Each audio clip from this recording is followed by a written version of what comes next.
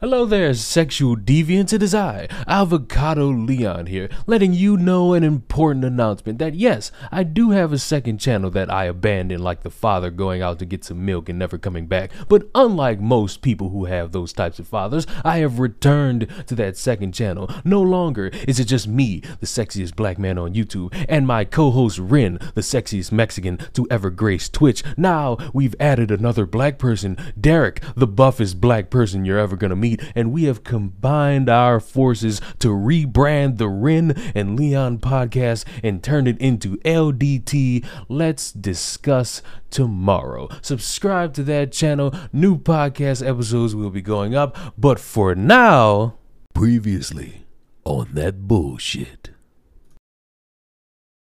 It's becoming a situation of rules for thee and not for me, which is a horrible way to go about things and is exactly what most people want. Most people want to go around saying, hey, you're fired because you said this, you're fired because you did that, you're fired because you look like this. And those same people that like to point the finger don't realize that they got four other fingers pointing back at them. And the odd thing about it is these same people do not want to acknowledge it.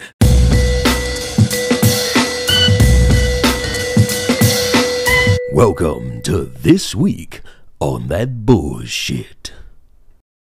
Urban Dictionary defines rules for thee and not for me as a phrase used to denote that a person is trying to make others follow rules without having to follow them themselves. I want this to be that mirror being held up to the face moment for all the people that think digging up past tweets is a good thing. That if somebody you work with or somebody who's famous is doing something great and you decide to be bored enough to go all the way back to 2011, 12, 2008 and dig up an old Facebook post or a tweet and use that against them for the here and now, I want this to be your moment of truth. I want to know if you're a hypocrite or not. I'm going to read you an article of somebody who's a part of a marginalized community of people who have to constantly deal with the oppressed evils of men and straight whites, and I want you to see for yourself what this person has done and said, and I want to know, are you going to cancel them? I want to know if you're a hypocrite or not, because either way, I win, because I either get you to admit that, yeah, you're pretty much a hypocrite, or I'm going to outright see that you're going to deny criticism for someone who deserves it, all because they're a part of some marginalized group. Okay, you ready? Marvel and High Guardian Spice writer Kate Leith refuses to apologize for men's social media post and blames critics for not understanding she was Tumblr pilled. Writer Kate Leith, whose credits include script work for Crunchyroll's High Guardian Spice and a single volume of Pasty Walker, aka Hellcat for Marvel, recently dismissed the rightful criticisms of her men rhetoric heavy social media history by not only refusing to apologize but also blaming critics for not inherently knowing that she was in a Tumblr-pilled state of mind. As documented in a well-circulated compilation image, Leith's Twitter history is filled with numerous misandric posts which serve no purpose other than to insult men and in some cases call for outright violence against their entire gender. For example, in 2013, Leith tweeted, "Moral of the story, I hate men." Likewise, on January 1st of 2015, Leith wrote seemingly apropos of nothing but her general disdain for men. "We're trying to decide on a slogan for 2015, torn between why not and nothing's weird, but my vote's still for all men."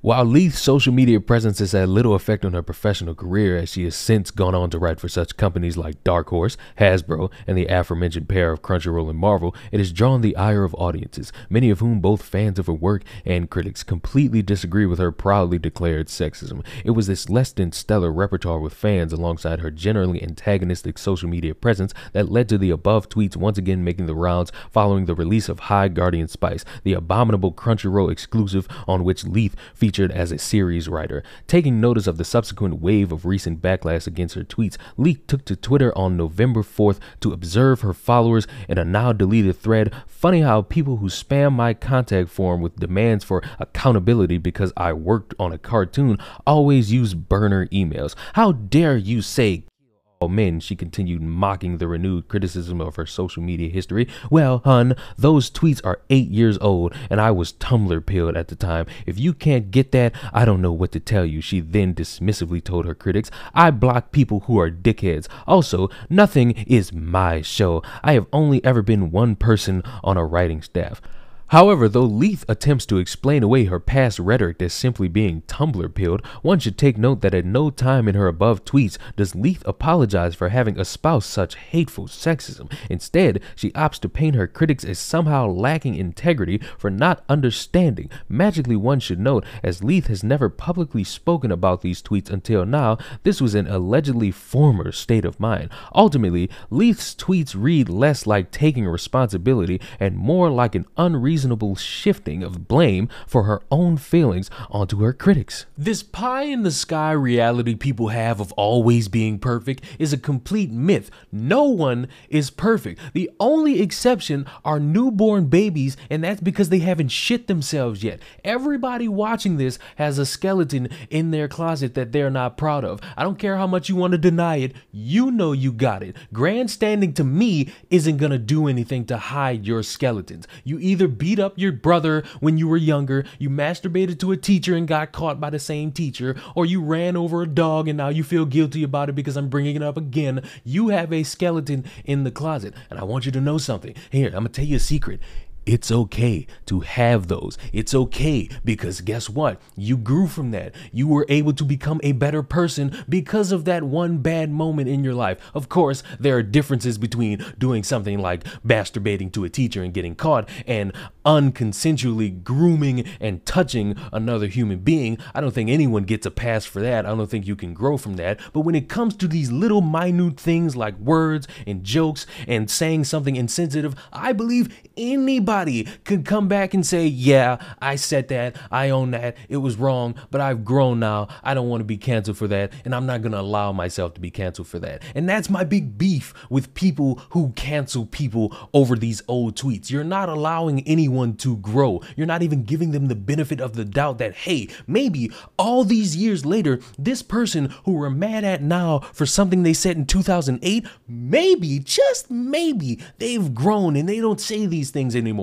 or they don't think like this anymore. But for some reason, we don't have those trains of thought. We just go, oh my God, look at this person that I've idolized. They said something in the past. Sometimes, depending on who you are, it was before I was born, and now I am offended. How could you, in a time where in the past a lot of this shit was deemed okay to say, how could you have said these things in the past? How dare you? I'm not gonna support you anymore, and I don't think you've grown whatsoever. That's dumb. Give people that benefit of doubt that over time they have grown. But what bothers me about this, and here's where the game of hypocrisy comes in for some of you, I want to know how you could think when you get criticized for saying something old, you're gonna push it off to somebody else. You're gonna just say, oh, I was going through a phase. I was this person who was just being edgy on Tumblr. Okay, cool. Just own it. Say you don't think like that anymore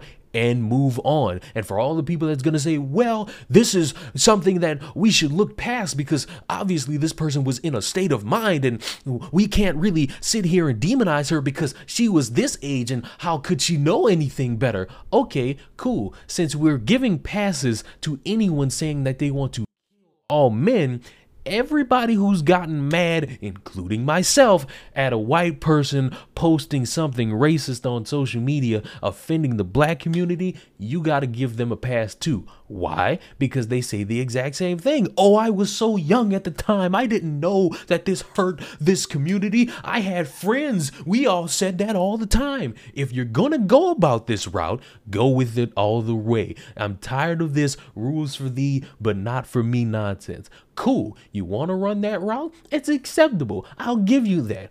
All you have to concede to me is that you are a hypocrite. Subscribe to the channel. I will see you all in the next one. Do not masturbate to your teachers and get caught. And if you have skeletons, it's okay. Don't let these wannabe gurus trick you into thinking you have to be perfect 24/7 or a bunch of people who are strangers on the internet will come criticize you. You are fine. You are human. You are valid. Fucking grow.